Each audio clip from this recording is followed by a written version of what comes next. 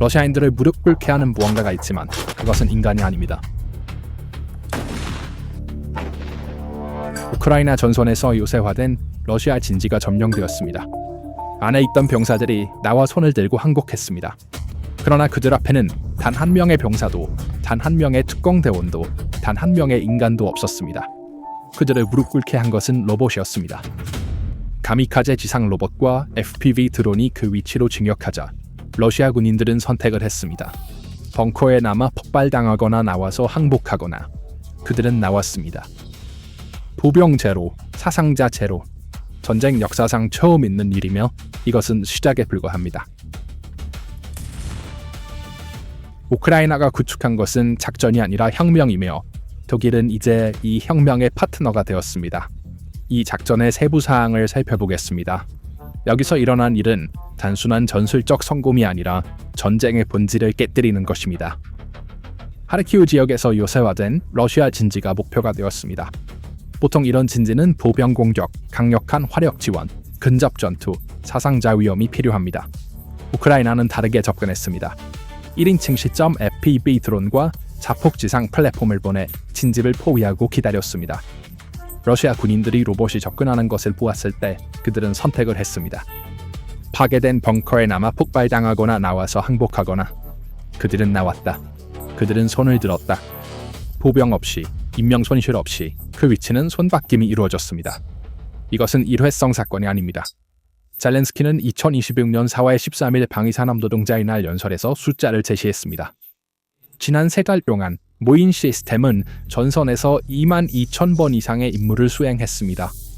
지상 로봇 시스템인 라텔, 테르미스, 아르달, RIS, 주미, 프로텍터, 볼리아는 수천 번 가장 위험한 지역에 진입했습니다.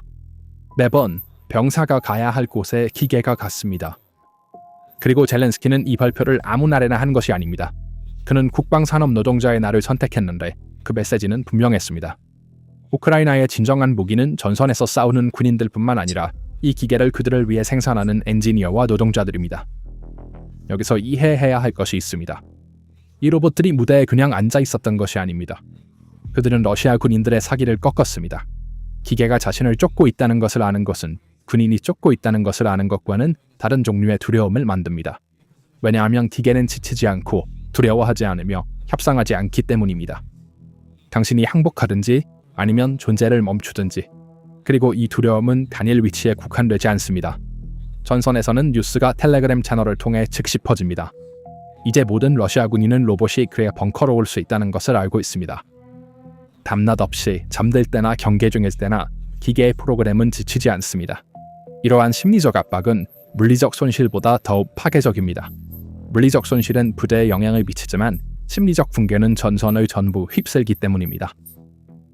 이 작전 뒤에는 수년간 구축된 생태계가 있으며 그 생태계는 전장의 규칙을 새롭게 썼습니다. 우크라이나의 드론 발전은 놀랍습니다. 2022년 전면 침공이 시작되었을 때 우크라이나 군대는 DJI 매빅과 같은 상업용 쿼드콥터로 정찰을 수행하고 있었습니다. 드론 전쟁 교리라는 것은 없었습니다. 무장 무인 시스템은 대부분 수입되었습니다. 4년 후 상황은 완전히 바뀌었습니다. 우크라이나는 2026년까지 매년 수백만 대의 FPV 드론을 생산할 수 있는 방위산업으로 변모했습니다. 2024년에 약 200만 대의 드론이 생산되었으며 그중 90%가 국내산이었습니다. 2026년 목표는 공중, 지상, 해상의 무인 시스템이 700만 대를 초과하는 것입니다. 상업용 드론으로 정찰을 하던 군대에서 4년 만에 자차 요격기, 자폭 지상 로봇, AI 군집 시스템을 생산하는 국가로. 이 진화의 속도는 전쟁 역사상 전례 없는 변혁입니다. 전선에서 사용되는 시스템의 다양성 자체가 무기입니다. 폭발물 탑재 FPV 카미카제 드론, 가상현실 고글로 조종되는 7에서 10인치 쿼드콥터는 탱크, 포병, 그리고 위치를 타격하는 혁명을 일으켰습니다. 광섬유 케이블 모델은 전자방해에 강하여 러시아의 전자전 시스템이 무력합니다. 바바 야가와 뱀파이어 같은 폭격 드론은 야간 작전에서 무거운 짐을 싣고 포병 지원을 제공합니다. 그리고 새로운 범주가 탄생했습니다. 요격 드론입니다. 스트렐라와 스팅 같은 모델은 공중에서 러시아 샤헤드 카미카제 드론을 사냥하도록 설계되었습니다. 시속 400km를 초과하는 속도와 인공지능 유도로 비싼 공중 방어 미사일에 대한 저렴하고 효과적인 대안을 제공합니다. 그리고 여기에는 또 다른 기술적 도약, 인공지능 통합이 있습니다. 드론은 더 이상 단순히 원격 조종 차량이 아닙니다. 인공지능 기반의 자율 목표 인식 시스템이 테스트되고 있습니다. 드론이 스스로 목표를 찾아 잠금하고 조종자는 발사 승인만 내립니다. GPS 대체 관성 항법 시스템이 러시아의 전자전 방해를 무의미하게 만들고 있습니다. 그리고 가장 중요한 것은 군집 공격입니다. 수십 대의 드론이 단일 명령으로 조정되어 서로 다른 각도에서 동일한 목표를 향해 돌진합니다. 전통적인 방어 시스템의 가장 큰 악몽입니다. 하지만 진정한 혁신은 여기 있습니다. 500개 이상의 민간 기업이 이 생태계의 일부입니다. 소프트웨어 업데이트는 매주 이루어지고 하드웨어는 몇 주마다 변경됩니다. 이 속도는 전통적인 군대가 따라갈 수 없는 혁신 주기를 만듭니다. 러시아의 생산 주기는 몇 개월로 측정되지만 우크라이나의 주기는 며칠로 측정됩니다. 이것이 실제로 무엇을 의미하는지 더 구체적으로 알아봅시다. 러시아가 전선에서 새로운 우크라이나 드론 유형을 접할 때 대응책을 개발하는데 몇 개월이 걸립니다. 그 몇 개월 동안 우크라이나는 이미 그 드론의 두 번째와 세 번째 버전을 출시했습니다. 러시아는 항상 이전 버전과 싸우고 있으며 항상 한 발 뒤처져 있습니다. 이 비대칭은 기술적인 것이 아니라 시스템적인 것입니다. 우크라이나의 민간 기술 부문은 전쟁에 통합되어 있습니다. 러시아의 국가 중심 방위 산업은 이 속도를 따라갈 수 없습니다. 결과는 명확합니다. 우크라이나의 전통적인 불리함, 즉 적은 병력, 적은 탱크, 적은 포병은 더 이상 중요하지 않습니다. 전쟁의 규칙이 바뀌었고 규칙을 바꾸는 쪽이 승리하기 때문입니다. 글로벌 분쟁은 이제 주로 미디어가 각자의 의제를 밀어붙이고 알고리즘이 우리를 메아리방에 가두면서 화면 속에서 벌어지고 있습니다. 이 정보 폭격에서 벗어나는 것이 진실을 보는데 필수적이 되었습니다. 이것이 우리가 그라운드 뉴스 플랫폼을 사용하여 이 정보 네트워크를 탐색하고 뉴스를 균형 있게 필터링하는 이유입니다. 그라운드 뉴스는 자신의 진실 버전을 지시하는 출판사가 아닙니다. 이는 정치적 스펙트럼 전반에 걸친 수천 개의 소스를 하나의 화면에 모아 비교하는 독립적인 뉴스 비교 도구입니다. 이 예시에서 우리가 화면에서 살펴보고 있는 뉴스 스토리는 헤드라인 비교 기능을 통해 서로 다른 미디어 매체들이 동일한 사실을 독자들에게 어떻게 다르게 제시하는지를 나란히 볼 수 있게 해줍니다. 이 시스템은 기사가 아닌 뉴스 소스를 평가합니다.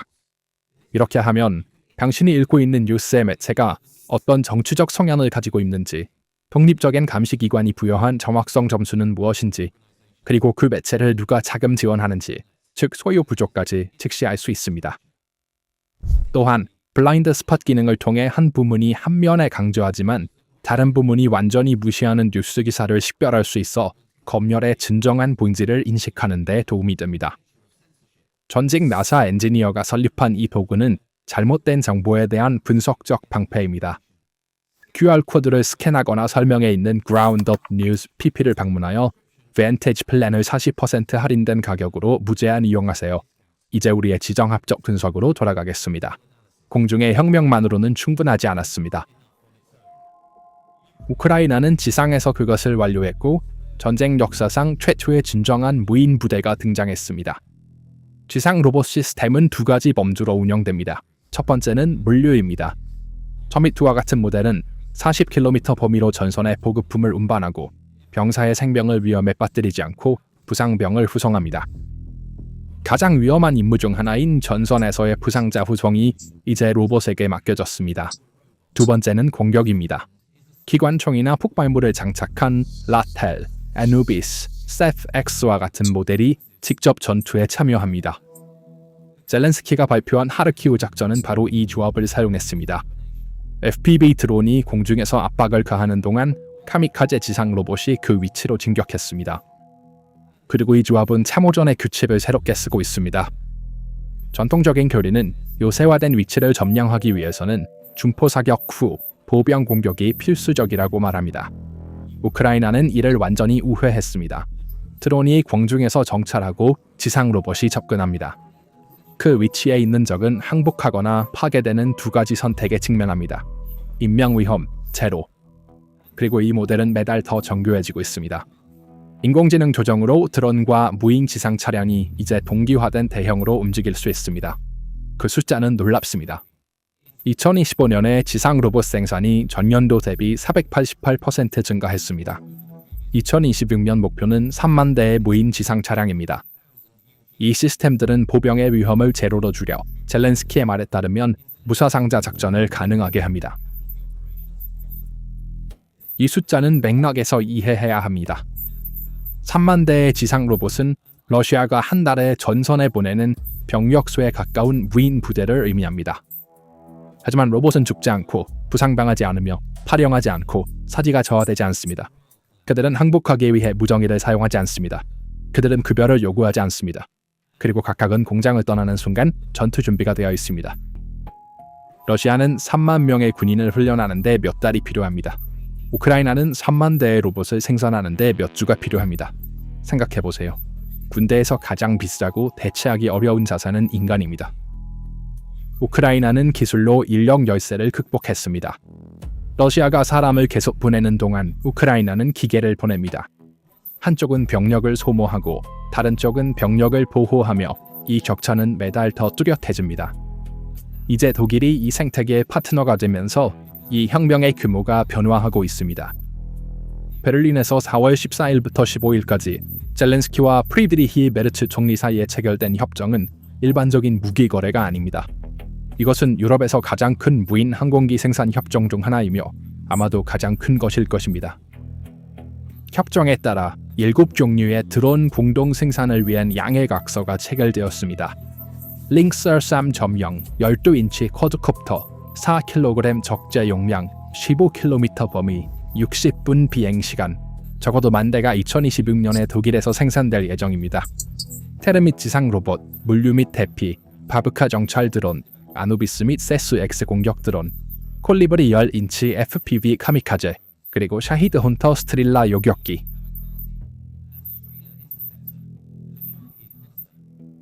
메르츠의 말이 이를 요약합니다. 우크라이나만큼 혁신적인 방위 산업은 없습니다. 이 문장은 외교적 예의가 아니라 인정입니다. 독일은 전쟁 속에서 우크라이나가 개발한 기술을 자국 군대에 통합하고 싶어 합니다. 전장에서 테스트되고 입증되었으며 지속적으로 업데이트되는 시스템을 독일은 자국의 방위 산업이 느리기 때문에 자신의 교리에 포함하고 싶어 합니다. 관료적인 조달 과정은 드론의 설계부터 현장까지의 여정을 수년으로 측정합니다. 우크라이나의 주간 업데이트 속도를 자체적으로 맞추는 것은 불가능합니다.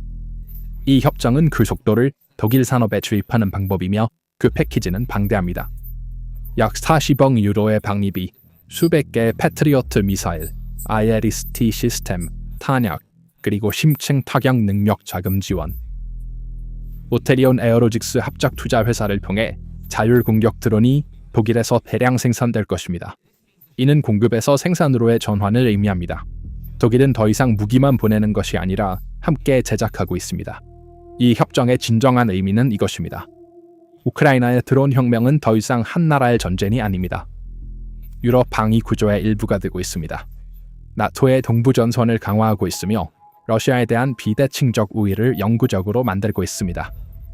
독일이 이 기술을 통합하면 독일 연방군은 변혁을 겪을 것입니다. 전통적인 중화기에 기반한 교리는 빠르고 저렴하며 인공지능으로 구동되는 무인 시스템으로 업데이트되고 있습니다. 그리고 독일만이 이 조치를 취하는 것이 아닙니다. 유럽 전체가 주목하고 있습니다. 프랑스, 이탈리아, 폴란드 각각은 우크라이나가 전쟁 중에 개발한 기술이 그들의 군대에 무엇을 더할 수 있을지 계산하고 있습니다. 우크라이나는 더 이상 지원을 받는 나라에 그치지 않습니다. 지원 수혜국에서 기술 수출국으로 변모하고 있습니다. 큰 그림을 보기 위해 한 발 물러서 봅시다. 여기서 일어나는 일은 단지 우크라이나의 전쟁이 아닙니다. 전쟁 자체가 변하고 있습니다. 하르키우 작전에서 러시아 군인들이 로봇에게 항복했을 때 단순히 위치가 바뀐 것이 아니라 패러다임이 전환되었습니다. 무인 시스템이 미래 전쟁에서 점점 더 인간 군인을 대체할 것이라는 생각은 이론이었습니다. 우크라이나는 그것을 실천으로 바꾸었습니다. 두 사진을 나란히 놓아보세요. 러시아는 여전히 기록적인 보너스를 주며 할당량 압박을 통해 강제로 사람들을 보내고 있습니다. 매달 3만 명의 병사를 소모하며 전진합니다. 우크라이나는 기계, FPV, 지상 로봇, 인공지능 기반의 군집 공격을 보냅니다. 매달 더 적은 손실로 같은 결과를 달성합니다. 이것은 단순한 전술적 우위가 아닙니다. 경제적 우위입니다. FPV 드론은 몇백 달러입니다. 병사의 훈련, 장비, 급여, 의료비, 보상은 수만 달러입니다. 러시아가 병사를 잃을 때마다 이 비용을 지불합니다. 우크라이나가 드론을 잃을 때마다 몇백 달러를 지불합니다. 이 방정식은 장기적으로 지속 가능하지 않으며 지속 가능하지 않은 쪽은 러시아이고 세계가 지켜보고 있습니다.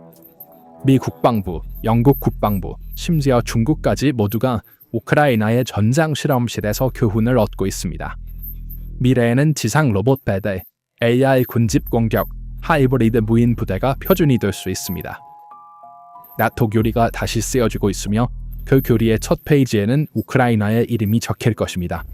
그렇다면 러시아는 이 혁명을 다시 배치할 수 없을까요? 이론적으로는 가능하지만 실제로는 그 구조가 허락하지 않을 것입니다. 우크라이나의 드론 생태계는 500개 이상의 민간 기업의 경쟁에서 탄생했습니다. 러시아의 방위 산업은 국가 독점적이고 관료적이며 느리고 부패로 썩어가고 있습니다. 횡령 혐의로 자국의 장군들을 감옥에 보내는 러시아가 방위 산업이 매주 혁신을 이루기를 기대하는 것은 환상입니다. 우크라이나의 진정한 무기는 드론이 아니라 드론을 이렇게 빠르게 생산할 수 있는 시스템입니다. 한쪽은 인간을 희생시키고 다른 쪽은 인간을 보호합니다. 장기적으로 어떤 모델이 승리할까요? 역사는 이미 그 질문에 답했습니다. 젤렌스키의 말이 모든 것을 요약합니다. 미래는 이미 전선에 와 있으며 우크라이나는 그것을 구축하고 있습니다. 로봇에게 항복한 러시아 군인들은 단지 위치를 잃은 것이 아닙니다. 그들은 전쟁의 옛 규칙이 더 이상 유효하지 않다는 것을 증명했습니다. FPV에서 AI 요격기, 지상 로봇에서 군집 공격에 이르는 다양성은 무인 전쟁의 도래를 알립니다. 독일이 이 기술의 파트너가 되는 것은 혁명을 다낼 전선을 넘어 확장시킵니다. 유럽과 나토는 더 혁신적이고 강력하며 비용이 적게 드는 방어 교리를 향해 나아가고 있으며 이는 우크라이나뿐만 아니라 대륙 전체에 전략적 이점을 제공합니다. 하지만 동전에 다른 면도 있습니다. 무인 전쟁이 더 효과적이 될수록 전쟁을 시작하기가 더 쉬워질 수 있습니다. 인간의 손실이 거의 없을 때 사회의 전쟁에 대한 저항도 감소합니다. 결국 인과응보입니다. 우리는 매우 중요한 발표를 위해 분석을 잠시 중단합니다. 시청자 여러분, 지금 화면에 보이는 84,000명의 팔로워가 있는 페이스북 페이지는 완전히 가짜입니다. 우리는 우리의 몇 달간의 노력, 아카이브, 그리고 모든 비디오를 훔쳐서 게시한 이 해적 페이지에 대해 법적 절차를 시작했습니다. 그러나 이제 여러분의 도움이 필요합니다. 비디오를 일시 정지하고 아래 설명에 제공된 가짜 페이지 신고 링크를 클릭해 주시기를 요청합니다. 열리는 페이지에서 지적재산 옵션을 선택하여 이 도둑질을 막는 데 도움을 줄 수 있습니다. 우리가 가진 유일한 공식 페이스북 페이지는 지금 화면에 보이는 페이지입니다. TV로 시청하는 시청자들은 화면에 있는 QR코드를 휴대폰으로 스캔하여 우리의 실제 페이지에 접속할 수 있습니다. 휴대폰으로 시청하는 시청자들은 채널의 정보 섹션에 있는 공식 링크를 클릭하여 우리의 실제 페이지에 접속할 수 있습니다. 이 정당한 일에 우리와 함께 해주시고 공식 페이지를 팔로우하여 지원해주셔서 감사합니다. 이제 우리가 중단했던 곳에서 분석을 계속하겠습니다. 이에 대해 어떻게 생각하시나요? 댓글로 여러분의 생각을 공유해주세요. PPR 글로벌 채널을 구독하고 알림을 켜서 저희의 독점 분석을 놓치지 마세요. 저희를 선택해 주셔서 감사합니다.